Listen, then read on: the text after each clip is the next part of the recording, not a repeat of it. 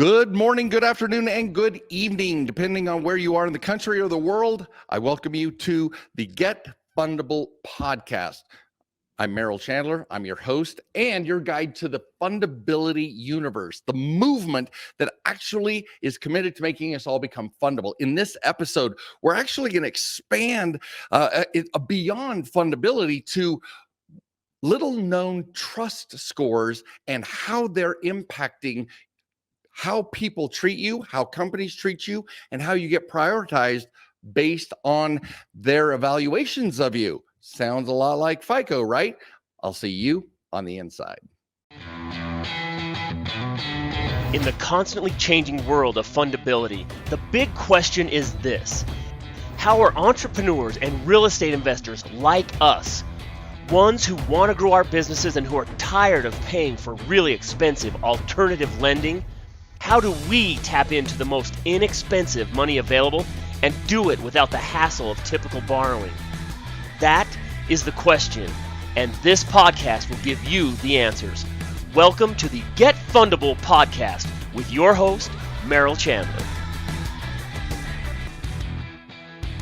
All right, welcome back.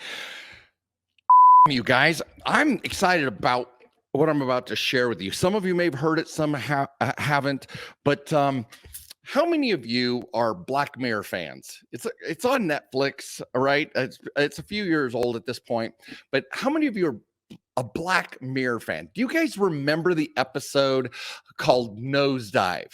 Just a quick reminder. So Nosedive was a girl who was being selected to go to her friend's wedding. And what later the subplot was that she was selected because the social scores that everybody was being measured by would advance the soon-to-be bride's social status by being compassionate to a lower scoring person, right? That's the premise of this. But the hijinks of the episode of called Nosedive was that she was all excited. This person who was invited to the wedding goes to the airport, and there's a problem. She can't get on, and she starts getting angry because her self-esteem is super invested in speaking at this wedding. She can't get on the plane, so she starts throwing a fit, and everybody around her is downgrading her social score, right? Yes, and then all of a sudden it got so low that security came and literally moved her out of and asked her to leave the airport. So then she ends up going to a rental car facility. And because of how low her rental car score was, they didn't trust her with a good car, gave her a junker, and the hijinks continue through the entire episode. Fact or fiction? Well, that's what we're talking about today. Are some very little known, behind the curtain, what are commonly known as trust scores. Now, let me tee up what these trust scores. Remember, you've heard some of them either in the boot camp or in my FBLs or even on one of my previous podcasts. I even talked about how our phones are actually measuring our battery usage, and that there is a correlation. There are financial groups out there. Some of the fintechs are measuring how charged our battery stays because there's a correlation between faithful repayment of a loan given to us and how charged our batteries are. Now, this is crazy, right? We've talked about it before, but this takes it to a whole new level. So we kind of got introduced to that. Sky is brilliant, my content manager and producer, and she's always looking for cool things for us to be able to talk about. And she finds stuff that's pertinent in the world, and then I do the fundability take on it, right? Well, but kind of simultaneously, there was an article in the New York Times, and by the gentleman's name was Kashmir Hill, and he started talking about how he got access to his secret trust scores. Now, she also in doing a deeper dive, Sky also found Tiffany Ferguson, who is a YouTuber out there, but Tiffany Ferg, she goes by, likes to keep us up on internet movement and trends and things like that. Fascinating. Check her out. We'll put her in the show notes, or we'll put both the article and her in the show notes. She's got a great content, and I love the article that Kashmir did. So moving on. So now, how does this affect fundability? Well, the first thing is that the trust scores are these secret scores are about how there are companies, fintech companies, who measure how you show up with their customer service reps, their agents, or otherwise. For example, there was and I'm going to read this to make sure that I say it correctly. There was a guy who it says that they help define where you are in line, that they prioritize troublesome clients further back in the phone queues when you're on hold, right? How many times you return items to a store, what type of service, whether or not you complete the surveys. Until I read this article, I never fill out surveys. Well, I'm categorized as a non-survey filler outer. I'm not giving them feedback to level up their service, so they downgrade me as a customer. I'm like, the hell? I to this point, I just thought a waste of my time, right? And so, but how long you sit on hold may determine by these trust scores and how well you show up. So I was reading I was reading in a book. There was a particular chapter saying that the power of showing up, and these have a very close correlation because some of us are. How do we set up a new habit? Right? Let me go to the gym and I'm gonna work out an hour and this and that and the other. And I learned from this, and it's changed my entire life. My first goal of every morning is to get on my mat. I have a yoga mat down in my workout room. Sometimes I'm exhausted or whatever, but what I do is I get to my mat, because 9 times out of 10, once I'm on my mat, then I start doing my stretches, I start doing my yoga poses, and then I'll go work out and grab my barbells and I get on the bike or whatever it is that is up for that day. But you guys, I have to get to the mat first, because working out, if sometimes I just don't feel like working out, and total transparency, there have been times where I climbed on my mat and fallen back to sleep. But I got there, and that's 1 out of the 10 times, right? But at least and this is what I'm encouraging all of us to do, because these trust scores is about how we show up with other vendors, with Airbnb is a big one here.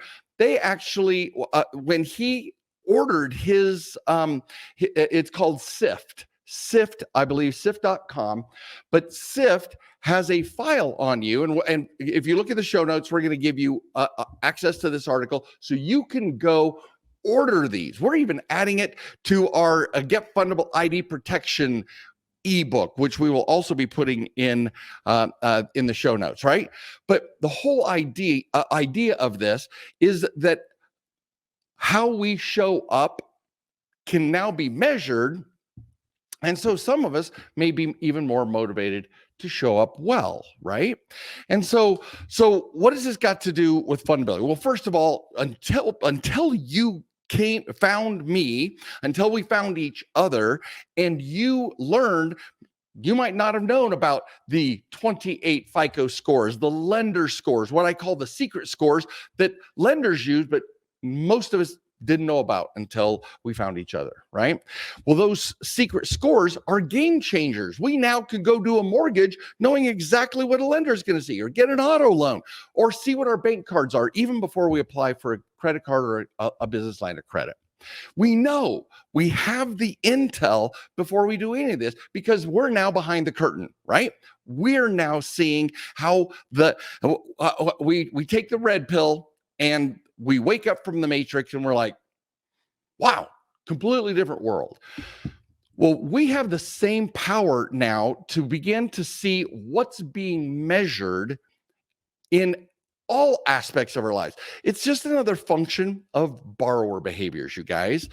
So many times I just preach the gospel of borrower behaviors, and these borrower behaviors change our fundability, right? When we align ourselves with fundability principles. Well, did you realize that the terms and conditions of the different websites you use give people access, that gives these company access to your data so that they can measure, serve us better, and or know, are we good people? How do we treat their customer service staff, right? How do we show up? But the guys who are collecting this data, there's a number of different companies. And then of course they go out and work with other companies and sell their services. But you guys, it's a transparent life. We rarely read those terms and conditions, yet we give it all away. So one of the things that these guys do is how to identify stolen credit cards and help spot identity thieves and abusive behavior. I love how they put abusive behavior with stolen credit cards, stolen identities, and identity thieves. Bad behavior, guys. So I'm super. So go to the show notes, you guys, to find out more about this. There's emails that you can request. Great article. Watch Tiffany's blogcast, her YouTube videos. It was awesome to learn what they were doing, and I am now, as I always do, I'm going to go get my files and I'm going to add this to our Get Fundable ID protection, because our identities, we talked over and over and over about the importance of our identities, but our identity, it's our data identity, right? It's our online identity. It's our online data. All of these things we have power over if A, we know, and B, we do something about it. So this just expands. This is one more circle on our target, right? If bullseye borrowing is that middle bullseye point in being fundable, there's more and more that we can do in order to align ourselves with becoming an awesome borrower, not just having great internal performance data. So check out the article. Check out Tiffany. This is Merrill Chandler. I absolutely love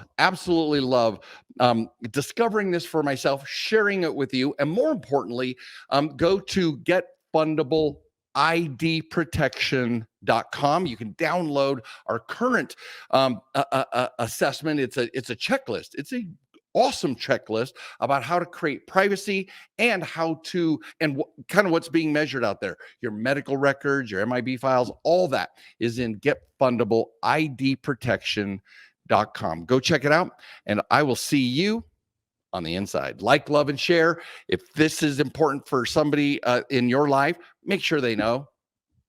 We'll see you next time. Thank you for listening to the Get Fundable podcast. Please leave comments because Merrill would love to read about your aha moments from this episode. And be sure to visit getfundable.com to read our blog, get important links, join our community, and much, much more, like ordering Merrill's tell-all book that is changing the world, The New F Word. And you got to tell your friends about this podcast because we want them to get fundable too.